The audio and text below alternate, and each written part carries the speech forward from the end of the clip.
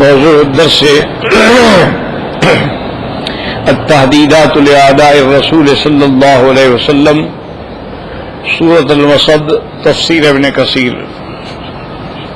الحمد لله رب العالمين والصلاة والسلام على أشرف الأنبياء وسيد المرسلين سيدنا محمد وعلى آله وأصحابه أجمعين.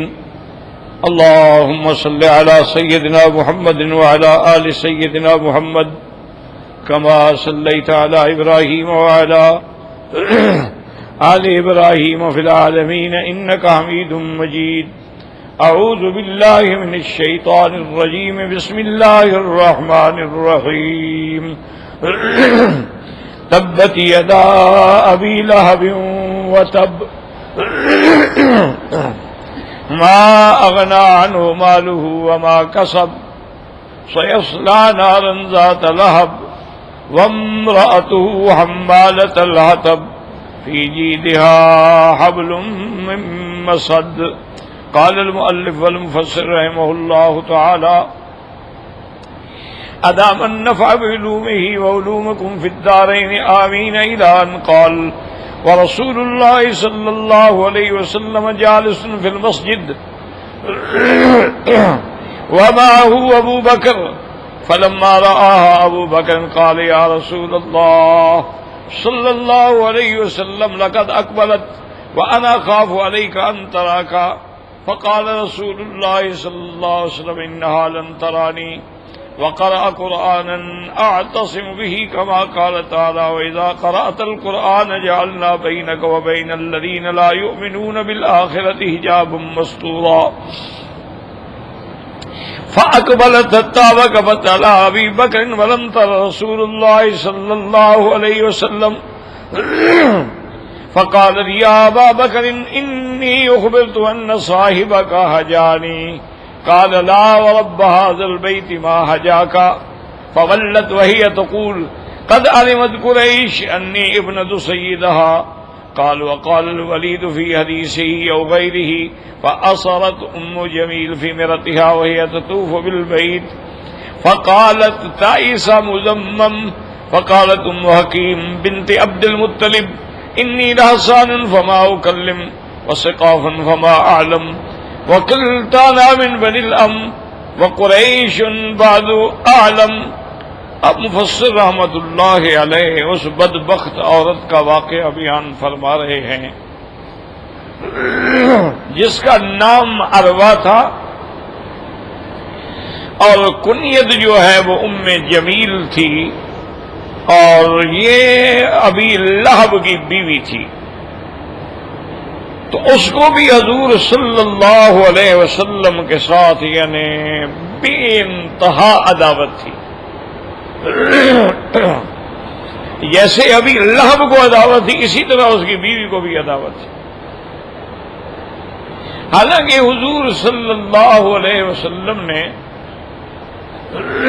ساری زندگی میں کبھی کسی عورت کو نہ جھڑکا ہے نہ ڈانٹا ہے نہ اس کے بارے میں کوئی ایسا لفظ کہا ہے جو اس کے شان کے مطابق نہ ہو. ہمیشہ حضور نے کرم اور رحم کا معاملہ فرمایا. جیسا کہ صحیح روایات میں موجود ہے کہ حضور پاک نے ایک سریہ بھیجا. یاد رکھو سریے کا معنی یہ ہوتا ہے کہ حضور پاک کسی کو امیر بنا کے جنگ کے لیے بھیج دیں لیکن خود نہ جائیں. جس میں آپ خود بھی ہوں تو وہ غزوہ کہلاتا ہے, وہ سریہ نہیں کہلاتا. تو سرایا جو ہے وہ ہوتے ہیں کہ کبھی حضرت نے خادم ولید کو بھیج دیا, کسی صحابی کو بھیج دیا فلاں قبیلے پہ جا کے کنٹرول کریں. تو اسی طرح آپ نے ایک سریہ بھیجا, ایک جماعت بھیجی قبیلہ طے کی طرف. اس جماعت نے جا کے قبیلہ طے سے جنگ کی, اللہ نے مدد کی. وہ سارے قبیلے والے شکست کھا گئے, کوئی بھاگ گئے, کوئی گرفتار ہو گئے. ان میں ایک عورت بھی گرفتار ہوئی جس کا نام صفانہ تھا. وہ بھی گرفتار ہو گئی، تو جہاں گرفتار شدہ مرد بھی اور عورتیں بھی گرفتار ہو کے لائے گئے حضور صلی اللہ علیہ وسلم کے سامنے، تو حضور نے دور سے دیکھا کہ ایک عورت ہے، اس کے سر پہ دوپٹہ نہیں ہے، تو آپ نے اپنی چادر مبارک اتار دی۔ آپ نے فرمایا کہ یہ چادر لے جاؤ اور اس لڑکی کے سر پہ ڈال دو۔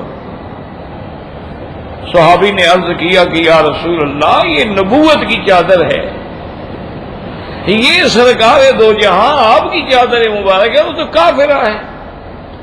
آپ نے فرمایا اللہ کے بندے، بیٹی بیٹی ہوتی ہے، چاہے وہ کافر کی بیٹی ہو۔ بیٹی کیا ہے؟ بیٹی تو سب کی مشترک بیٹی ہوتی، کافر کی بیٹی ہو تب کیا ہوا؟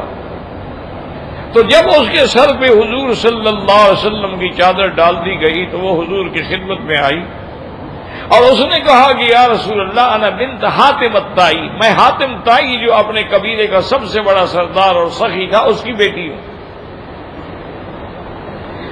اور میرا باپ فوت ہو چکا ہے، میرا ایک بھائی ہے عدی ابن حاتم جو فرار ہو گیا ڈر کے مارے، اب آپ کی مرضی ہے، آپ مجھے غلام بنائیں، سزا دیں، معاف کریں، اور پھر میں جاؤ، میں نے تمہیں آزاد کیا ہے، میں نے تمہیں معاف کیا۔ اور دو صحابہ کو فرمایا کہ اس کو اونٹ پہ بٹھاؤ اور اس کو کھانے پینے کا سامان بھی دو اور جا کے اس کو اسی قبیلے میں پہنچاؤ۔ تو وہ جب اس قبیلے میں پہنچے تو عدی ابن حاتم اس کا بھائی موجود تھا، تو اس نے دیکھا، اس نے کہا کہ صفانہ، اتنے دن تک تم غیر محرم لوگوں کے قبضے میں رہی ہو، دن بھی گزرے ہیں، راتیں بھی گزری ہیں، کیا تمہاری عزت محفوظ ہے؟ اس نے کہا عدی کیا کہہ رہے ہیں، واللہ میں تمہارے گھر میں اتنی محفوظ نہیں جتنی میں صحابہ کے پاس محفوظ ہوں۔ انہوں نے تو نظر اٹھا کے بھی نہیں دیکھا، انہوں نے تو میرے چہرے پر نظر بھی نہیں ڈالی، اور حضور صلی اللہ علیہ وسلم نے یہ چادر مبارک مجھے اپنی دی ہے کہ تم ایک سخی کی بیٹی ہو۔ تو عدی کے دل پہ بھی اثر ہوا، اللہ نے مہربانی کی کہ وہ دونوں مسلمان ہو گئے، اللہ نے دونوں کو اسلام نصیب فرما دیا، عدی ابن حاتم بھی مسلمان ہو گئے اور صفانہ بنت۔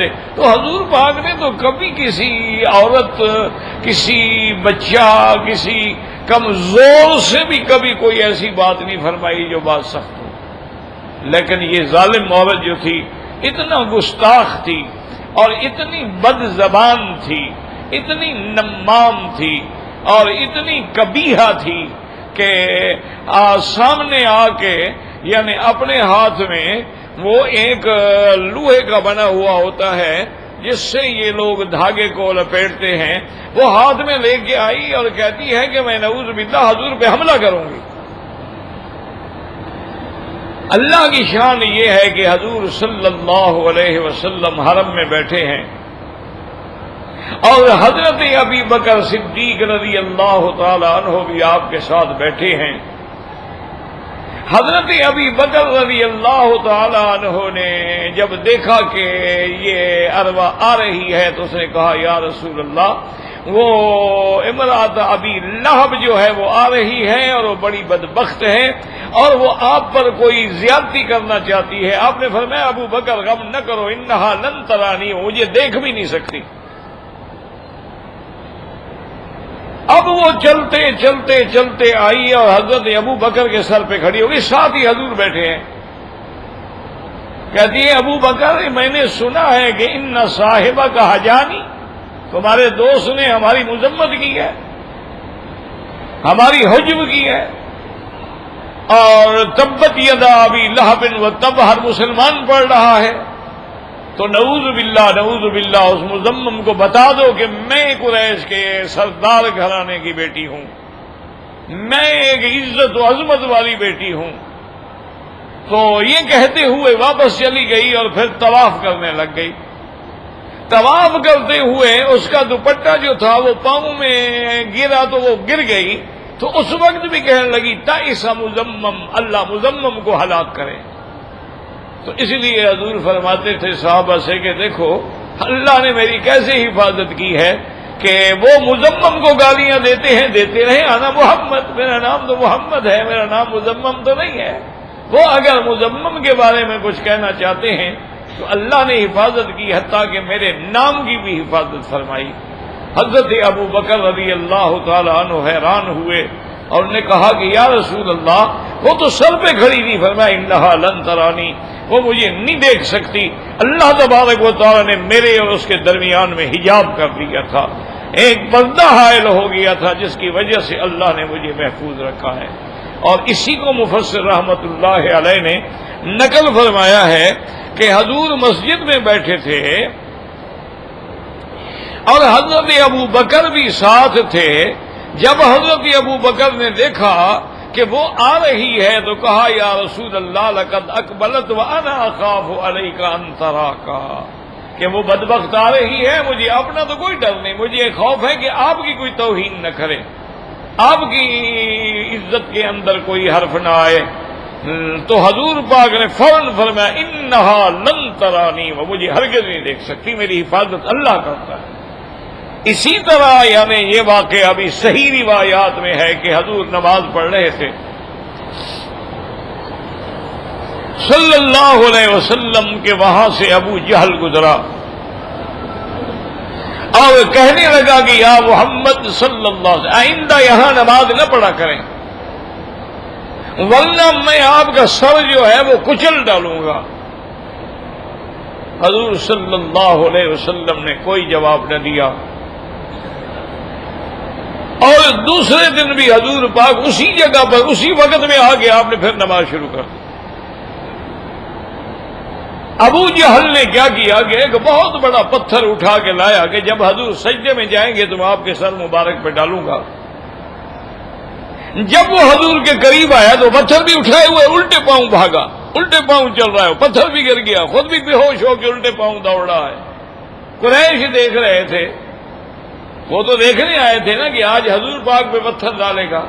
انہوں نے کہا ما بک یا ابی جہل، کیا ہو گیا تمہیں؟ کہتے ہیں بینی و بینہ خندق من نار، میرے اور آپ کے درمیان میں ایک آگ کی خندق جل رہی تھی، اور آپ کے دونوں طرف جو ہے جنگل کے ایسے جانور کھڑے تھے جن کو میں نے کبھی نہیں دیکھا ہے، اگر میں قریب جاتا تو میری بوٹیاں نوچ ڈالتے، تو اس لیے میں ہٹ کے آ گیا ہوں۔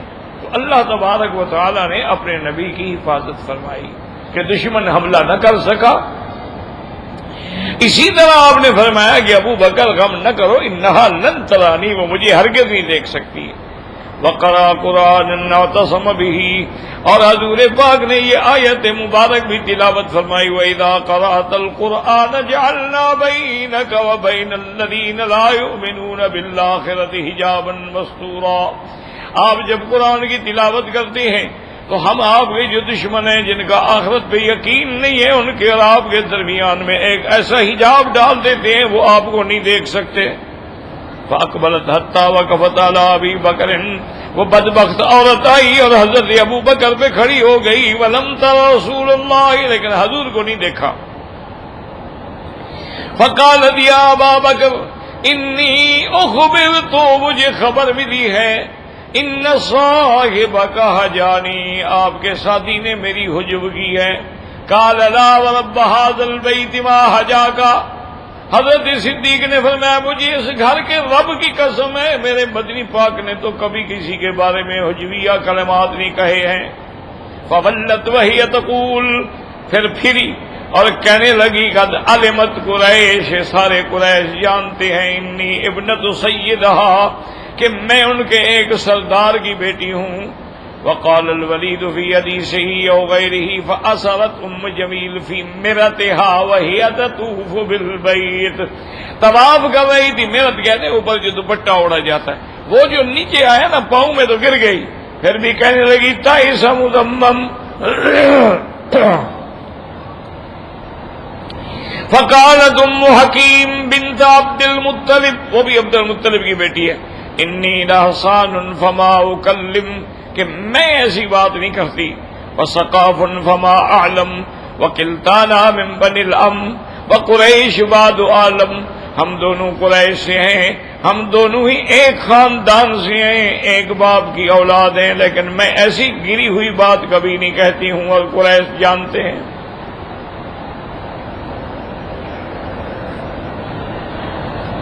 اللہ کی شان ہے جس نے توہین نہیں کی نا اس کو اللہ نے اسلام نصیب کر دیا، وہ اسی طرح کفر میں مر گئی۔ وامرأتہ حمالۃ الحطب، لیکن جس نے حضور کی شان میں احترام کیا اللہ تبارک و تعالی نے اس کو اسلام نصیب کر دیا۔ وقال الحافظ ابو بکر البزار قال حدثنا ابراہیم بن سعید واحمد بن اسحاق قال حدثنا ابو احمد حدثنا عبد السلام بن حرب عن عطاء بن الصائب عن سعید بن جبیر عن ابن عباس قال لما نزلت تبت يدا ابي لهب وتب جاءت امرأة ابي لهب ورسول الله صلى الله عليه وسلم جالس ومعه ابو بكر فقال له ابو بكر لو تنهيت لا تؤذيك بشيء فقال رسول الله انه سيحال بيني وبينها۔ حضرت ابن عباس رضی اللہ تعالیٰ عنہ فرماتی ہیں کہ جب یہ آیت اتری، جب یہ سورت نازل ہوئی تبت یدا ابی لہب وتب، تو ابی لہب کی بیوی جو ہے وہ آئی اور حضور پاک بیٹھے ہیں اور آپ کے ساتھ حضرت ابو بکر بھی بیٹھے ہوئے ہیں۔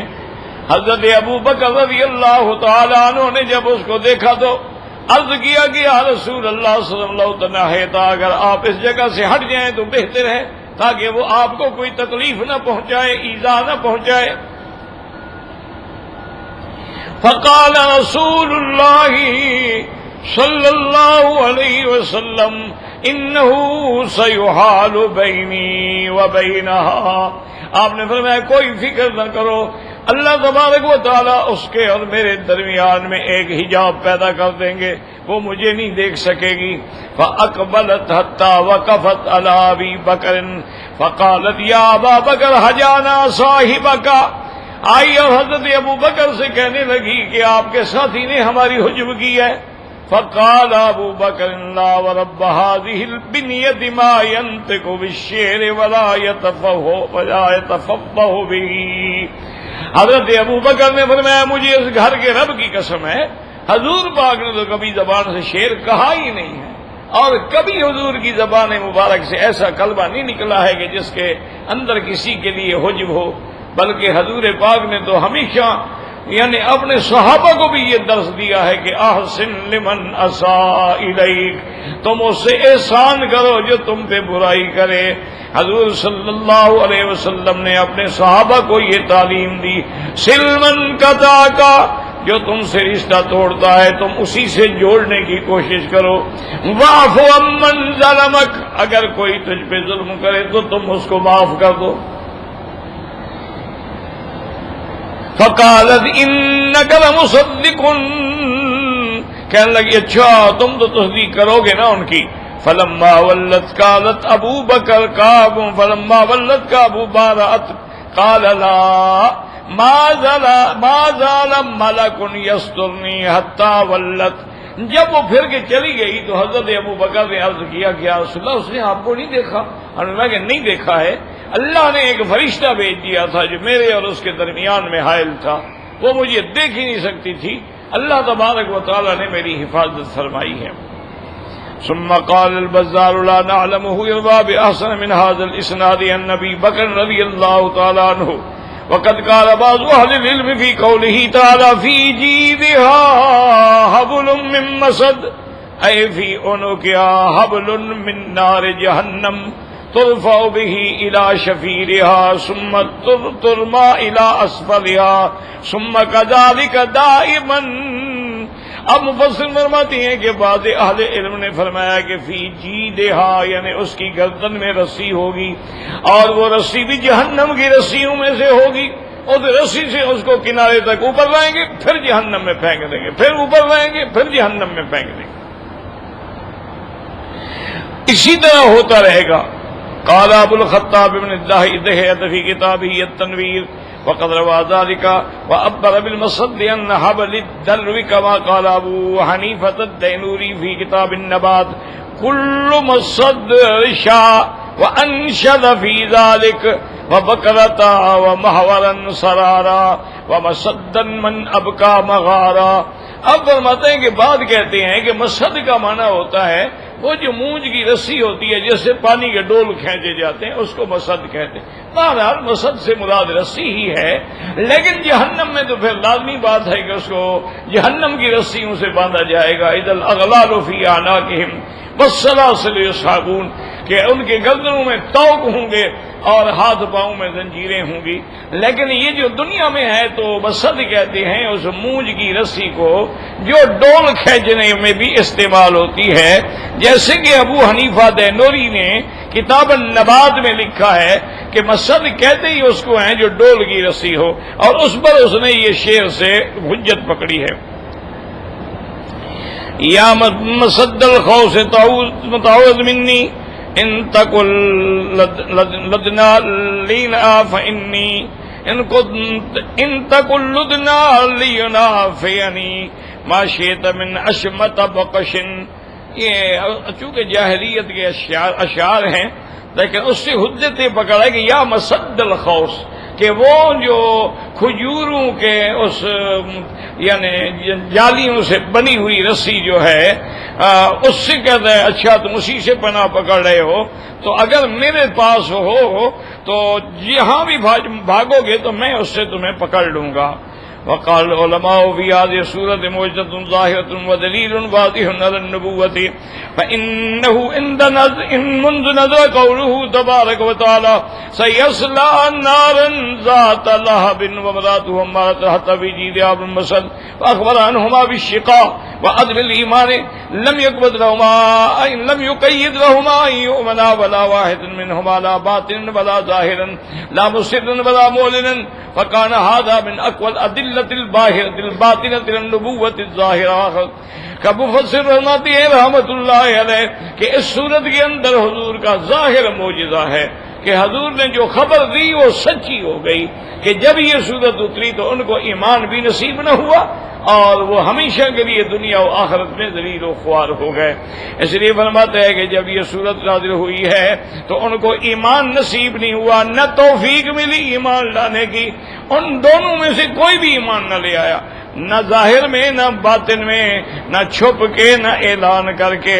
تو کہتے ہیں کہ یہ بھی سب سے بڑی دلیل ہے حضور صلی اللہ علیہ وسلم کی نبوت کی کہ جو آپ نے خبر دی وہ بعین ہی اسی طرح واقع ہو گئی کہ تبت یدا ابی لہب وتب ما اغنی عنہ مالہ وما کسب سیصلی نارا ذات لہب وامرأته حمالة الحطب في جيدها حبل من مسد۔ والله أعلم۔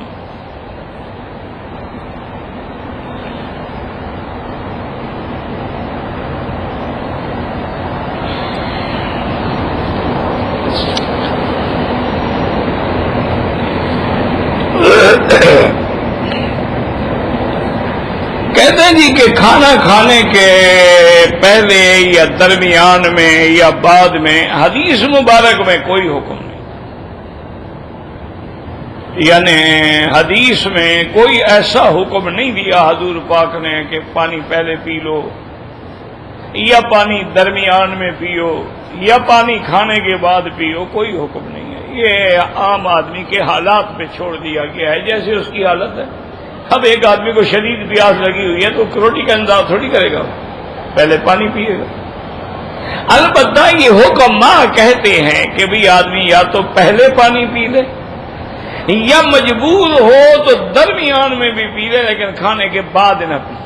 یہ اطباء جو ہیں، حکماء جو ہیں، طبیب لوگ، وہ کہتے ہیں کہ معدے کے اندر پانی جا کے اس غذا کو کچا کر دیتا ہے تو وہ ہضم کے اندر بڑا نقصان دہ ثابت ہوتا ہے۔ تو یہ طبیبوں کی بات تو ہے، لیکن اسلام نے منع نہیں کیا ہے۔ اسلام ہمیں یہی حکم دیتا ہے کہ کلو واشربو، کھاؤ پیو، ولا تسرفو، لیکن زیادتی نہ کرو، نہ پانی میں زیادتی کرو نہ کھانے میں زیادتی کرو، کیونکہ زیادتی جو ہے نا جی، اللہ نے یہ عالم میں ایک نظام پہ بنایا ہے، جب زیادتی کرو گے تو نقصان ہوگا، پانی بھی زیادہ پیو گے تو نقصان ہوگا، اور کھانا بھی زیادہ کھاؤ گے تو نقصان ہوگا۔ اسی لیے حکم ہوتا ہے کہ آدمی کو چاہیے کہ اپنے معدے کے اور پیٹ کے 3 حصے کر لے، ایک حصہ کھانے کے لیے، ایک حصہ پانی کے لیے، اور ایک حصہ جو ہے اس کا سانس آنے جانے کے لیے. یہ نہ ہو کہ بھر جائے کہ پھر سانس بھی نہ نکلے. وہ ایک لطیفہ مشہور ہے نا کہ کہیں دعوت پہ گئے نا کوئی حافظ وغیرہ جو تھے بچے پڑھنے والے، تو ایک نابینا حافظ تھا، وہ کھاتا گیا اور کھاتا گیا اور کھاتا گیا، آخر کتنا کھاتا، تنگ آ گیا، پریشان ہو گیا، اب سانس ہی نکل رہی. اس کو حکیم کے پاس لے گئے، انہوں نے گولی دی کہ بھی جلدی جلدی اس کو گولی کھلاؤ. اس نے کہا حکیم صاحب گولی جانے کی جگہ ہوتی تو میں چاول نہ کھا لیتا، مزید گولی کھانے کی بھی جگہ باقی نہیں بچی ہے. تو بعض لوگ حرص میں آ کر بھی اتنا کھاتے ہیں تو یہ نقصان دہ ہے. آدمی ہمیشہ اپنی بھوک چھوڑ کے کھانا چھوڑ دے، یعنی یہ بھی حکم ہے. اور اسی طرح یہ بھی آتا ہے طب نبوی میں کہ رات کو کھانے کے بغیر نہ سوئے، یعنی معدہ جو ہے وہ خالی نہ رہے بلکہ معدہ کچھ کام کرے. تو یہ بھی آیا ہے. اور اسی طرح یہ بھی حدیث میں آیا ہے کہ اگر اللہ توفیق دے تو 7 کھجوریں جو ہیں اجوا کھجور کی، وہ صبح ناشتے میں اگر کھا لے تو سارا دن زہر سے اور جادو سے بچ جاتا ہے. تو یہ چیزیں تو آئی ہیں. اور باقی جو ہے وہ کہ پانی کب پیے کب نہ پیے، یہ حدیث مبارک میں میں نے کم سے کم نہیں پڑھا، واللہ اعلم.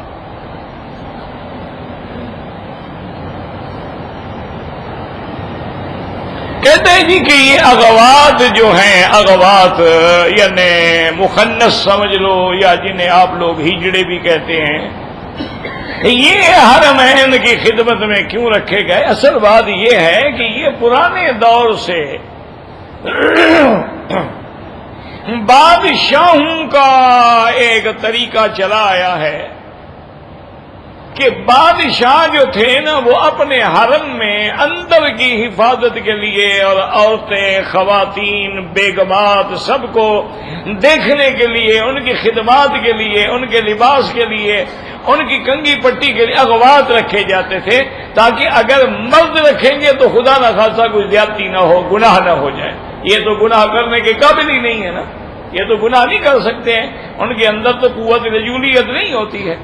جیسے کہ حضور صلی اللہ علیہ وسلم کی بیوی جو تھی، بی بی ماریہ قبطیہ،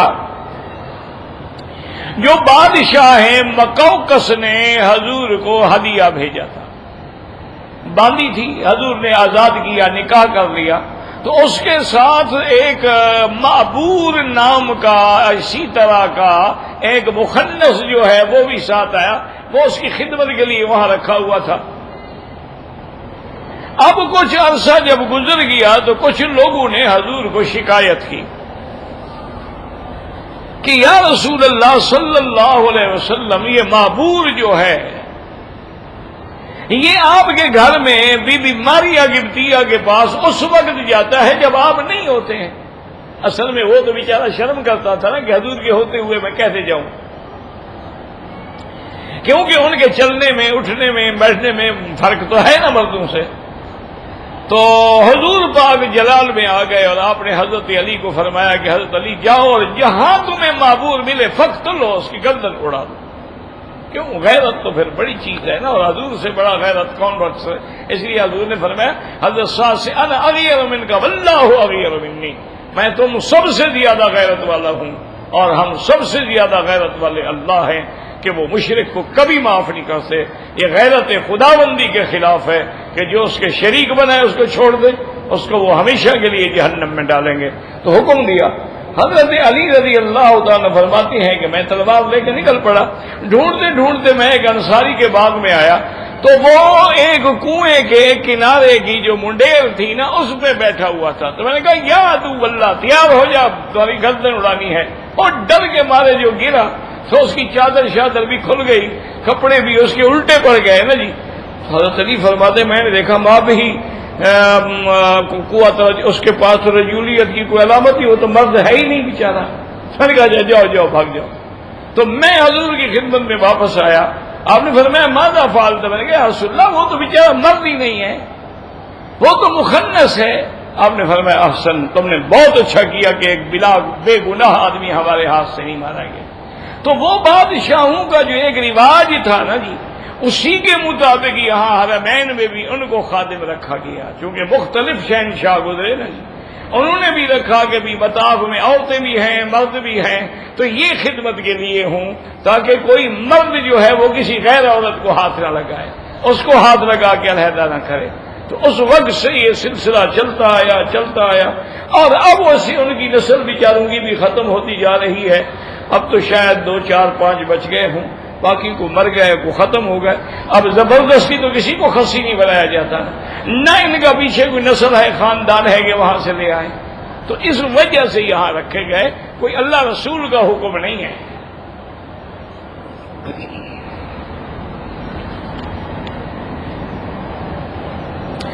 ہم رکوع اور سجدے میں کوئی تسبیح پڑھ سکتے ہیں، لیکن جب حضور نے بتلا دی ہے تو پھر کوئی کا کیا مطلب؟ حضور پاک نے جب سورت سبح اسم ربک الاعلی ربی الاعلی تو آپ نے اجعلوا فی سجودکم، اس کو سجدے میں کہو سبحان ربی الاعلی۔ اور جب آیت اتری سبح اسم ربک العظیم، آپ نے فرمایا اجعلوا فی رکوعکم، اس کو رکوع میں کہا کرو۔ تو اللہ کا حکم بھی یہی ہے، حضور کا حکم مبارک بھی یہی ہے، تو اس لیے سب سے افضل تسبیح جو ہے وہ یہی ہے سبحان ربی العظیم۔ ویسے حضور پاک سے نفل نمازوں میں یہ بھی ہے سبحانک اللہم وبحمدک استغفرک واتوب الیک، سبحانک یا عظیم سبوح القدوس ربنا ورب الملائکۃ والروح۔ لیکن جو فرض نمازیں ہیں اس میں وہی تسبیح پڑھیں جو قرآن اور فرمان رسول کے مطابق ہے۔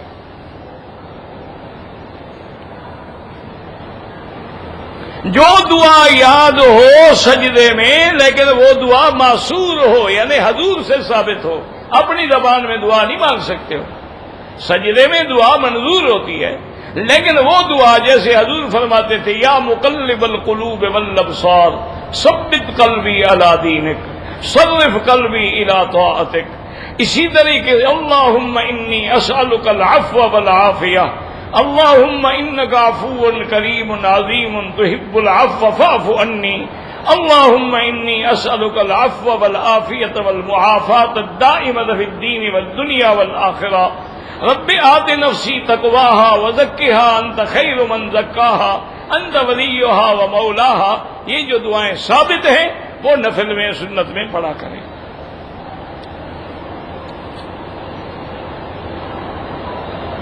کہتے تھے کہ جو بریلوی حضرات سبز پگڑی پہنتے ہیں ان کے پیچھے نماز ہو جاتی، بھئی نماز کا تعلق پگڑی سے نہیں ہے، پگڑی کالی ہو یا سبز ہو یا سفید ہو اس سے نہیں ہے، نماز کا تعلق ہے اعتقادات سے۔ اگر عقیدے میں ان کے نعوذ باللہ کہ وہ غیر اللہ کا بھی سجدہ کرتے ہیں قبر پہ، وہ غیر اللہ سے بھی مدد مانگتے ہیں، اور وہ غیر اللہ کو اللہ کے سوا انبیاء یا اولیاء کو عالم الغیب مانتے ہیں، یا انبیاء کو ہر جگہ حاضر اور ناظر مانتے ہیں، یہ عقیدے ہیں تو ان کے پیچھے نماز نہیں ہوتی۔ اب وہ پگڑی کوئی بھی باندھتا ہو۔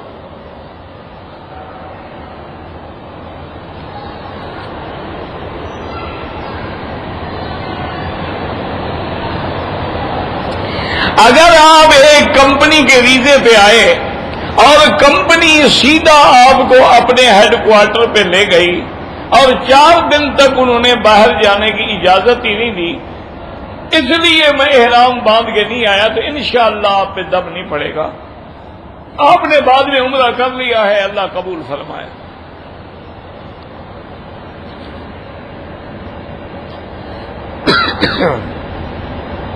اگر عقیقہ کرنا ہے تو گائے میں 7 بکریاں ہوتی ہیں، تو 2 بکریاں لڑکے کی رکھو گے، اور اگر لڑکی ہے تو 1 بکری رکھو گے۔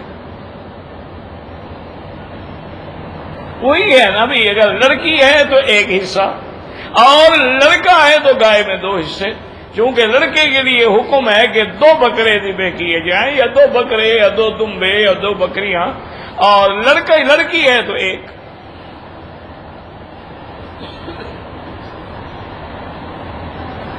کہتے جی کہ میں نے پاکستان میں اسٹیٹ لائف انشورنس کمپنی میں بیمہ کرایا ہے، میرا بھائی یہ ناجائز ہے اور حرام، کیونکہ انشورنس جو ہے اس میں جوا بھی ہے اور سود بھی ہے، بات سمجھیں، تو سود بھی حرام ہے، جوا بھی حرام ہے۔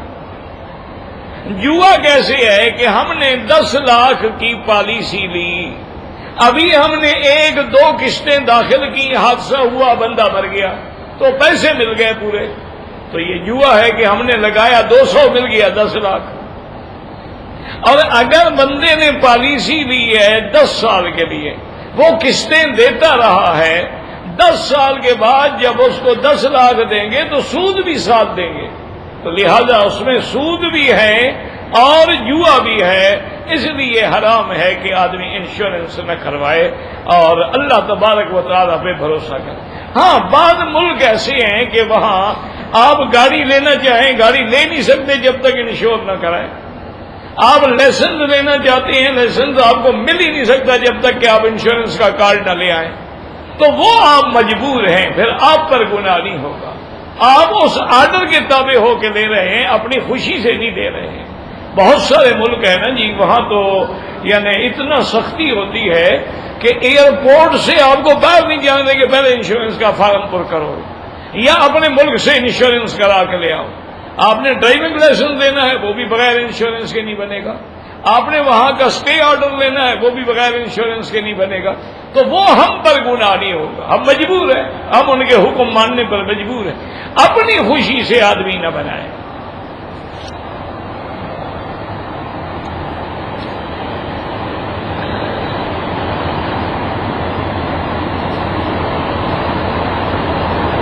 کہتے جی کہ ہم کچھ اصحاب جو ہیں اسلام آباد سے آ رہے تھے مزدلفہ میں کام کرنے کے لیے، تو ہمارے کچھ ساتھیوں نے تو اسلام آباد ایئرپورٹ سے احرام باندھ لیا، اور کچھ نے جو ہے احرام نہیں باندھا، جدے آ کے احرام باندھا ہے، تو جن نے جدے احرام باندھا ہے ان پہ دم پڑ گئی، کیونکہ انہوں نے میقات گزر کر احرام باندھا ہے، اور جنہوں نے اسلام آباد ایئرپورٹ سے باندھا ہے سبحان اللہ، ان کا عمرہ بھی میقات کا ہوا، اور جتنی زیادہ دیر وہ احرام میں رہیں گے اتنا زیادہ ثواب بھی ان کو ملے گا۔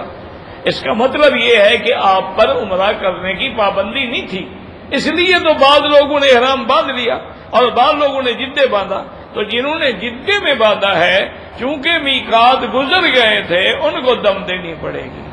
اچھا اب وہ باقی ائمہ کے نزدیک بھی نہیں بچ سکتے، کیوں؟ اگر وہ کام کی نیت سے آ رہے تھے پھر تو جدے سے بھی احرام نہ باندھتے نا، تو جب جدے سے انہوں نے احرام باندھ لیا تو دلیل ہے کہ وہ احرام باندھ سکتے تھے، تو لہذا ان کو ایک بکری دم جب اللہ توفیق دے، یہ ضروری نہیں ہوتا کہ آپ فوراً دیں، جب اللہ توفیق دے دیں، اور اگر کوئی مزدور ہے غریب ہے اب اس کے بعد اتنے پیسے بھی نہیں ہیں تو 10 روزے رکھ لیں، واللہ تعالی عالم۔ اللهم صل على سيدنا محمد وعلى آل سيدنا محمد وبارك وسلم۔ اللهم أنت ربي لا إله إلا أنت الأحد الصمد الفرد الذي لم يلد ولم يولد ولم يكن له كفوا أحد۔ اللهم أنت ربي لا إله إلا أنت الحنان المنان بديع السماوات والأرض يا ذا الجلال والإكرام يا ذا الجلال والإكرام يا ذا الجلال والإكرام۔ اللهم فرج هم المهمومين، نفس كرب المكروبين، واقض الدين عن المدينين، واشفنا واشف مرضانا ومرضى المسلمين، واشفنا واشف مرضانا ومرضى المسلمين۔ اللهم اشفنا واشف مرضانا وارحم موتانا واستجب دعاءنا ولا تخيب رجاءنا برحمتك يا ارحم الراحمين يا ارحم الراحمين يا اول الاولين ويا اخر الاخرين يا ذا القوة المتين يا رحمن يا رحيم۔ اللهم اجعل لنا وللمسلمين من كل هم فرجا ومن كل ضيق مخرجا ومن كل بلاء عافيا۔ ربنا لا تزغ قلوبنا بعد إذ هديتنا وهب لنا من لدنك رحمة إنك أنت الوهاب۔ ربنا هب لنا من أزواجنا وذرياتنا قرة أعين واجعلنا للمتقين إماما۔ یا اللہ عالم اسلام کی حفاظت فرما، یا اللہ عالم اسلام کی عزت و غلبے کا فیصلہ فرما۔ یا اللہ مسلمان جس ملک میں بھی ہیں، جس جگہ میں بھی ہیں، ان کی جان مال آبرو عزت کی حفاظت فرما۔ یا الہ العالمین اس بلد الامین کو قیامت تک ہر فتنے سے محفوظ فرما۔ یا اللہ ہمیں مانگنا بھی نہیں آتا، بغیر مانگے عطا فرما۔ یا اللہ اپنے دین کے کام کرنے والوں کی حفاظت فرما۔